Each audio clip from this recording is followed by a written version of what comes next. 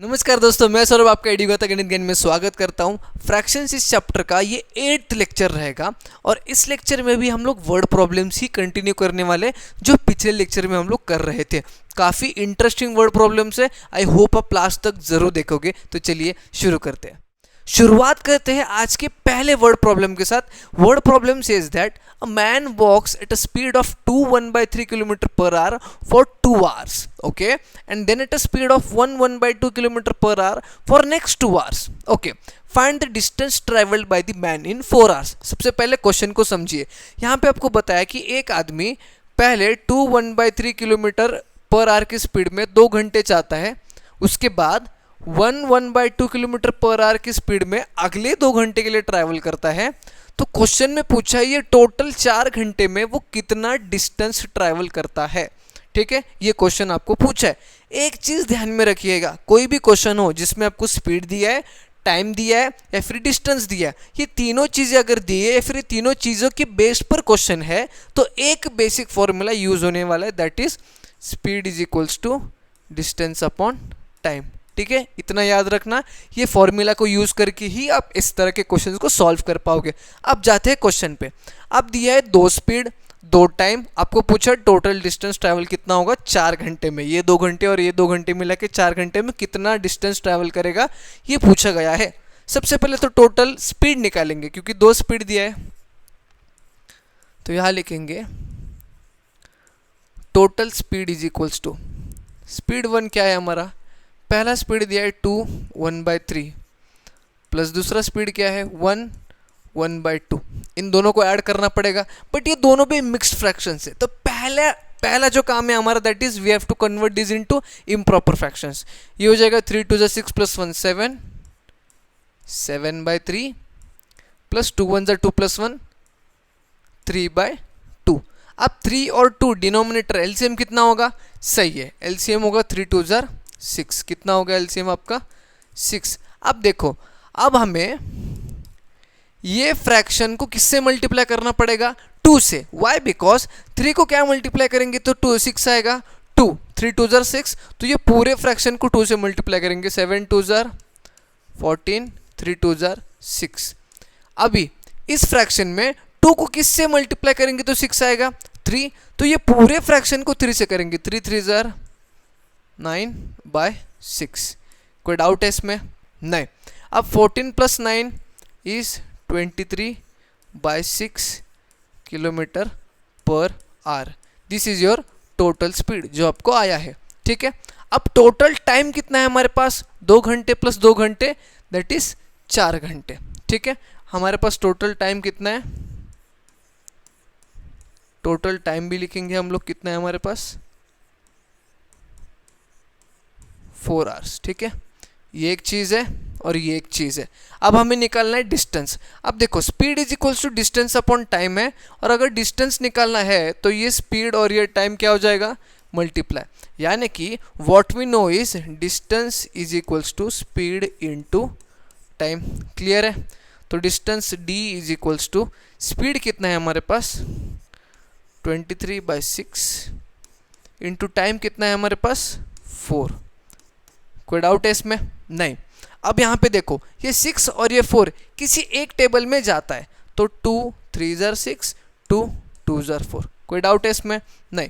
अब 23 इंटू 2 करेंगे, ऊपर का ऊपर और नीचे का नीचे, यहाँ पे कुछ नहीं है तो 1 23 2 6 4 46 एंड नीचे रहेगा 3 1 3। तो ये क्या आ गया आपका, total distance is 46/3 kilometre. But question में हमें स्पीड मिक्स फ्रैक्शन में दिया था, तो ये भी मिक्स फ्रैक्शन में करना पड़ेगा। 46 को अगर 3 से डिवाइड करेंगे, 3 1 3 1 6 3 5 15 अगेन 1 रिमेनिंग। अब यहाँ पे जो रिमाइंडर है वो ऊपर आएगा, 1 डिनोमिनेटर नीचे ही आएगा और ये 15 इधर आएगा। तो आंसर इज 15 1/3 किलोमीटर। समझ में आया, कोई डाउट नहीं है, एकदम इजी है। बस इस फॉर्मूला को याद में रखो, पूरा का पूरा क्वेश्चन आप सॉल्व कर लोगे। नेक्स्ट क्वेश्चन तो काफी इजी क्वेश्चन है, बच्चा बच्चा इस क्वेश्चन को सॉल्व कर लेगा, बट छोटी सी भी गलती कैलकुलेशन में मत करना। क्वेश्चन कहता है Rohit purchase 7 1/2 kg of rice at the rate of 25 1/2 पर kg। यानी कि सबसे पहले रोहित ने 7 1/2 यानी 7.5 kg ऑफ राइस को परचेज किया और रेट जो था 1 किलो का दैट वाज 25.5, मतलब 25.5 रुपए किलो राइस था और रोहित ने 7.5 किलो राइस लिया है, तो उसको टोटल कितना पैसा देना है। वेरी इजी, क्या लिखेंगे हम लोग यहाँ पे, बहुत इजी क्वेश्चन है, 2 मिनट में हो जाएगा। मनी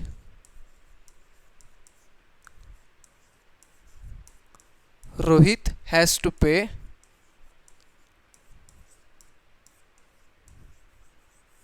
इज इक्वल्स टू, कितना राइस लिया है उसने 7.5 kg, 7 1/2 इंटू कितना रेट चल रहा था 25 1/2। सिंपल है, जब एक चॉकलेट अगर 5 रुपए का है तो 10 चॉकलेट कितना होगा, 5 into 10, rate into number of chocolates करोगे। वैसे 1 किलो राइस अगर 25.5 पर kg है तो 7.5 किलो कितना होगा, 7.5 इंटू 25.5। बट अब ये दोनों को डायरेक्टली तो मल्टीप्लाई नहीं कर सकते, you have to convert them into improper. 7 2 14 plus 1 is 15, तो 15/2 into 25 2 50 plus 1 is 51, 51/2। This is your answer. Answer final नहीं आया, अब मल्टीप्लीकेशन है तो ऊपर का ऊपर नीचे का नीचे। 15 इंटू 51 कितना आएगा, 5 1 ज़र 5, 1 1 ज़र 1, 5 5 ज़र 25, 5 1 ज़र 5 6 7, 5 6 7 यानी कि 765 अपॉन 4, 765 अपॉन 4। ये कितना, ये पैसे उसको देने, बट कितना हो गया 760/4, क्योंकि मिक्स्ड फ्रैक्शन में दिया आपको, तो यहाँ पे हम लोग 765 को 4 से डिवाइड करके देखेंगे। 4 1 ज़र 4, 3 रिमेनिंग, 6 नीचे आ जाता है, 4 9 ज़र 36, 0 5 नीचे आ जाता है, 4 1 ज़र 4, 1 रिमेनिंग है, तो ये हो जाएगा आपका, ये रिमाइंडर ऊपर आ जाएगा न्यूमरेटर में, अपॉन डिनोमिनेटर जो था वो एज इट इज़, और यहाँ पे 191 आ जाएगा। तो उसको कितना पैसा देना है, 191 1/4। समझ में आ गया। उसने क्या परचेस किया, 7.5 kg ऑफ राइस परचेस किया at the rate of 25 1.5 rupees पर kg। तो यूजुअली हम लोग 1 kg का जो रेट है वो टोटल इससे जो है वो मल्टीप्लाई करेंगे। समझ में आया, इजी था क्वेश्चन। अगले क्वेश्चन में आपको एरिया इंक्लूड किया गया है। Area of what, area of rectangle. Question को पढ़ो। Area of rectangle is 83 3/4 metre square, ये मीटर स्क्वायर है। If one side of the rectangle is 12 1/2 find the other. अब एक रेक्टेंगल है, ठीक है, अब इसका एरिया आपको दिया है 83 3/4 मीटर स्क्वायर। अब इसमें एक साइड इज 12 1/2, यानी कि वो लेंथ भी हो सकता है या फिर ब्रेड्थ भी हो सकता है, जो कि दिया है 12 1/2। अब हमें दूसरा साइड को जो है वो फाइंड आउट करना है। इसके लिए क्या आपको एरिया ऑफ रेक्टेंगल का फॉर्मूला याद है? याद रहना चाहिए, 5th से पढ़ते आ रहे एरिया ऑफ रेक्टेंगल क्या है। नहीं याद है तो मैं यहाँ पे लिख लेता हूँ, ध्यान में रख लेना।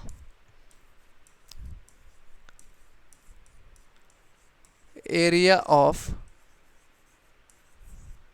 Rectangle is equals to length into breadth. ये जो लेंथ है ये लेंथ इंटू ब्रेड्थ करोगे तो एरिया आ जाएगा। अब फिलहाल हमें एरिया दिया है तो हम एरिया को इसके नीचे लिख लेंगे 83 3/4। एरिया के नीचे एरिया लिख लिया इज इक्वल्स टू, कंसिडर कीजिए इसको लेंथ, ठीक है, तो 12 1/2 is your length into breadth is unknown, जिसे हमें फाइंड करना है। ठीक है, ये जो साइड दिया है इसको हमने लेंथ कंसिडर किया है। अब अगर ब्रेड्थ फाइंड आउट करना है विच इज अननोन, तो ये जो लेंथ मल्टीप्लिकेशन में है, यहाँ पे मल्टीप्लिकेशन में है, इसको डिवाइड करना पड़ेगा। क्या करना पड़ेगा? डिवाइड, यानी कि ब्रेड्थ इज इक्वल्स टू कुछ 83 3/4 डिवाइडेड बाय 12 1/2। 2, ये पूरा टर्म यहाँ पे नीचे आएगा डिवीजन में, जिसको मैंने इस तरह से लिखा है। अब ब्रेथ फाइंड आउट करने के लिए आपको ये ऑपरेशन करना पड़ेगा, division of 2 fractions, but these 2 fractions are in mixed fractions. You have to convert those mixed fractions into improper, then you can divide those 2 fractions. 83 3/4, 83 into 4 करो, उसमें 3 ऐड कर दो, 83 into 4 करो, 4 3 is 12, 8 4 is 32 plus 1 33, इसमें कितना add करना है, 3 add करना है, 835। तो पहला fraction is 835/4 divided by 12 1/2, 12 2 is 24, 24 plus 1 is 25, तो दिस विल बी 25/2। अब मैंने आपको एक चीज़ कहा था, मैंने आपको एक चीज़ कही थी जब डिविजन्स ऑफ फ्रैक्शन में आपको पढ़ा रहा था, दैट वाज जब डिवीजन कर रहे हैं तो डिवीजन का साइन हटा के क्या लगा सकते हैं हम लोग, जी हाँ, डिवीजन का साइन हटा के we can just replace it with multiplication sign. But वो करने के लिए what we have to do is 835/4 into, ये 25/2 का अपसाइड डाउन हो जाएगा, 2/25। कोई डाउट है इसमें? नहीं, डिवीजन का साइन हटा, मल्टीप्लिकेशन लगा, ये नंबर का रेसिप्रोकल हो चुका है। अब देखो यहाँ पे कैंसिलेशन हो सकता है, 2 1 जार 2, 2 2 जार 4, ये हो गया पहला। उसके बाद 25 और 835, यहाँ पे दोनों की यूनिट्स में क्या है, 5 5, यानी कि वो 5 के टेबल से डिविजिबल है, 5 से डिविजिबल है। करके देखते हैं, 5 5 जार 25, 5 1 जार 5, अब 8 में से 5 गए 3, 3 3 is 33, 5 6 जार 30, 33 में से 30 जाने से 3 बचता है, अगेन 3 5 35, 5 7 जार 35, तो दिस विल बी 167/2 इंटू 1/5, ठीक है, 167/2 इंटू 1/5। कोई डाउट है इसमें? नहीं।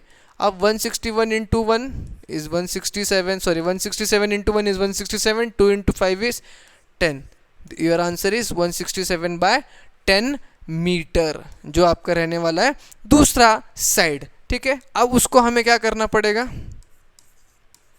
मिक्स्ड फ्रैक्शन में 10 1 जार 10, 6 7 10, 6 जार 60, 7, रिमाइंडर कितना है, रिमाइंडर कितना है 7, ऊपर आ जाएगा, अपॉन डिनोमिनेटर इज 10 और यहाँ पे क्या आ जाएगा 16, 16 7/10 मीटर इज योर आंसर। जो दूसरा साइड है एक रेक्टेंगल का, जो एक साइड था 12 1/2, दूसरा साइड विल बी 16 7/10 मीटर। समझ में आ गया? ये फॉर्मूला अगर ध्यान में रहता है तो डिवीजन ऑफ फ्रैक्शन आपको आ जाएगा। अगले क्वेश्चंस में जूस कैंस कुछ दिया है, क्वेश्चन क्या है पढ़ लेते हैं। A can contains 1/3 litre of juice, मतलब एक कैन में यहाँ पे मैं लिख देता हूँ, एक कैन में कितना है 1/3 लीटर ऑफ जूस है। तो वहाँ पे बोला है एक पार्टी हुई है, उस पार्टी में 20 लीटर्स को यूज़ किया है, कितना 20 लीटर्स ऑफ जूस को यूज़ किया है। तो कितने कैन्स उन्होंने मंगाए, ये आपका क्वेश्चन है। अब एक कैन में अगर इतना लीटर जूस है तो कितने कैन में 20 लीटर जूस होगा, ये आपको क्वेश्चन किया है, यानी कि ये है आपका क्वेश्चन कि एक कैन में 1/3 लीटर है तो 20 लीटर्स के लिए कितने कैन रहने वाले हैं, दिस इज योर क्वेश्चन। अब इसको भी अगेन हम लोग सेम यूनिटरी मेथड से जो है वो सॉल्व कर सकते हैं। किस तरह से सॉल्व करेंगे, अब देखो एक कैन में अगर 1/3 लीटर है तो एक लीटर में 1/1/3 होगा। जैसे कि देखो एक कैन में जूस कितना है 1/3 लीटर, ठीक है। पहले तो इसको है ना इम्प्रॉपर में करो, 3 1 3 + 1 4, 4/3, यानी कि एक कैन में 4/3 लीटर्स ऑफ जूस है। मानते हो आप ये बात? ठीक है। अब अगर एक कैन में 4/3 लीटर है तो एक लीटर के लिए 1/4/3 कैन यूज होगा। 1/4/3 यानी ये 3 ऊपर आ जाएगा, विच इज 1 लीटर के लिए 3/4 कैन यूज होगा। कितना कैन यूज होगा? 3/4 कैन। ये चीज पहले तो डिराइव करो, यूनिटरी मेथड, यूनिट की वैल्यू निकालो। एक कैन 1/3 लीटर यानी कि एक कैन 4/3 लीटर का था। अब यहाँ पे 1 लीटर अगर निकालना है तो ये 4/3 यहाँ पे 1 से डिवाइड हो जाएगा। जब 1 से डिवाइड हो जाएगा तो डिनोमिनेटर का डिनोमिनेटर न्यूमरेटर बन जाता है, तो ये हो जाएगा 1 लीटर विल कंटेन 3/4 कैन। ठीक है, अब क्वेश्चन में पूछा 20 लीटर कितने कैन कंसिडर करता है। अगर 1 लीटर 3/4 कैन कंसिडर कर रहा है तो 20 litres of juice is equals to 20 into 1 litre में कितना है 3/4। कोई डाउट है इसमें?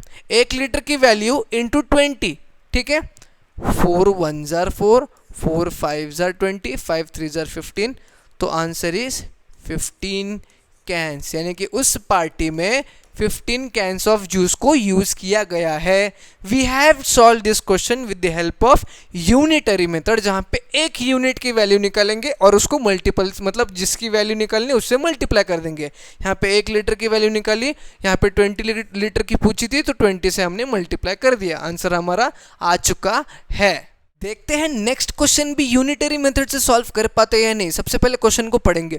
Question says that the cost of 3 1/3 kg apples is ₹360। Find the cost of following, यानी कि वो बोल रहा है कि 3 1/3 kg ऑफ एप्पल्स का कॉस्ट ₹360 है, तो 1 kg एप्पल का कितना होगा और 5 1/2 kg ऑफ एप्पल का कितना होगा। Again you can solve this question with the help of unitary method. देखो, cost of 3 1/3 kg apples is equals to ₹360। अब 3 1/3 kg ऑफ एप्पल का अगर 360 है तो सिमिलरली कॉस्ट ऑफ 1 kg निकालना है, यूनिटरी मेथड है ना, तो 1 kg से निकालेंगे ना, तो 1 kg अगर निकालना है तो ये पूरा का पूरा वैल्यू यहाँ पे क्या हो जाएगा, डिवाइड हो जाएगा। पिछले क्वेश्चन में हमने किया था, तो 1 kg अगर निकालना है तो 360 डिवाइडेड बाय 3 1/3। समझ में आ रहा है आपको? अगर 10 चॉकलेट आपने 50 रुपए में लाए तो एक चॉकलेट कितने में लाओगे, 50 डिवाइडेड बाय 10 करोगे ना। सिमिलर वे में अगर 3 1/3 kg ऑफ एप्पल 360 रुपए में बेच रहा है तो 1 kg एप्पल कितने का होगा, 360 डिवाइडेड बाय 3 1/3, जिसके लिए सबसे पहले 3 1/3 को आपको सिंप्लीफाई करना पड़ेगा। ये हो जाएगा 3 3 9 + 1 10/3।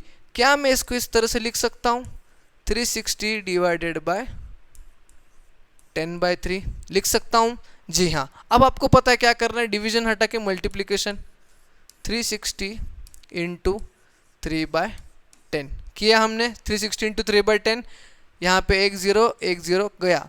36 इंटू 3, 6 3 जार 18, 3 3 जार 9 + 1 10, कितना आया 108। यानी कि 1 kg Apple, 1 kg of apples कितना कॉस्ट करेगा, 108 रुपीज़। कितना कॉस्ट करेगा, ₹108। कोई डाउट है इसमें? नहीं। अब आपको पूछा है 5 1/2 कितना करेगा, कितना पूछा है 5 1/2।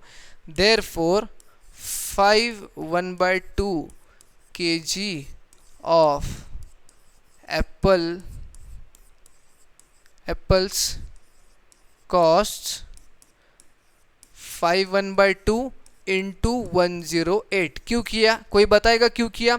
यहाँ पे अकॉर्डिंग टू यूनिटरी मेथड हमने 1 kg एप्पल की कॉस्ट निकाली 108 रुपीज़। तो यहाँ पे पूछा है 5 1/2 कितना है, तो 5 1/2 इंटू क्या करेंगे 108। वाई, बिकॉज 1 किलो का 108 है, तो 5.5 किलो का भी 5.5 इंटू 108 करेंगे।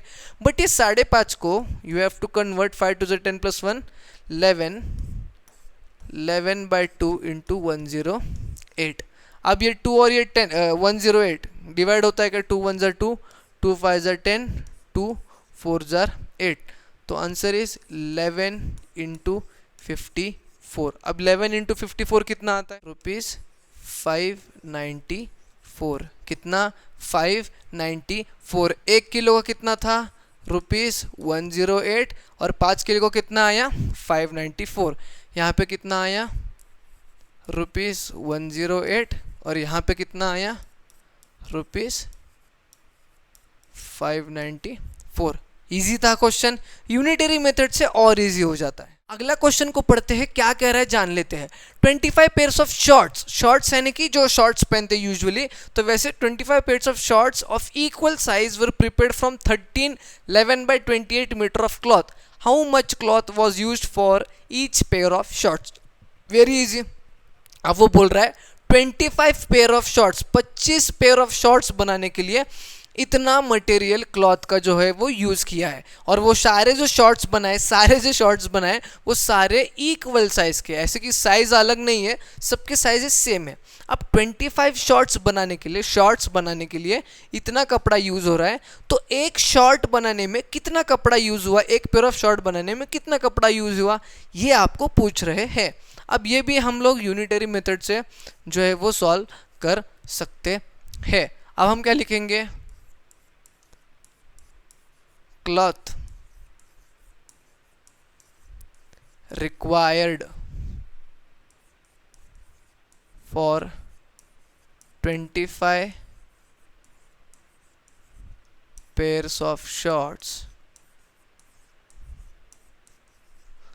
is equals to 13 11 by 28 metre.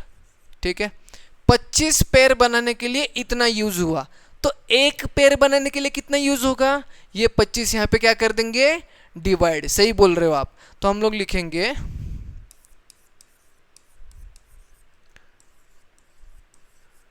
Cloth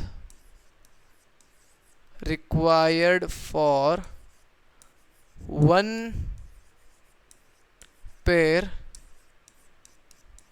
of shorts is equals to, क्या करेंगे, ये जो भी वैल्यू है टोटल 13 11 by 28, उसको डिवाइड कर देंगे 25 से। ठीक है, एक की वैल्यू निकालनी है तो ये पूरे नंबर को 25 से डिवाइड करेंगे। ये पूरी वैल्यू 25 की है, एक की निकालनी है तो 25 से डिवाइड कर देंगे। अगेन इसको आपको इम्प्रॉपर में करना पड़ेगा, कर लेंगे कोई बात नहीं। 13 इंटू 28, 8 3 ज़र 24, 8 1 ज़र 8 9 10, 3 2 ज़र 6 and 2 1 ज़र 2, 4 6 3, 364 by 28। और ये 364 में अगर हम लोग 11 ऐड करते हैं तो ये 5 7 3, यानी कि ये बनता है 375 by 28, 375 by 28। और इस डिवीजन को मल्टीप्लिकेशन में करना है तो इसका रेसिप्रोकल। कोई डाउट है, जल्दबाजी तो नहीं हो रही है।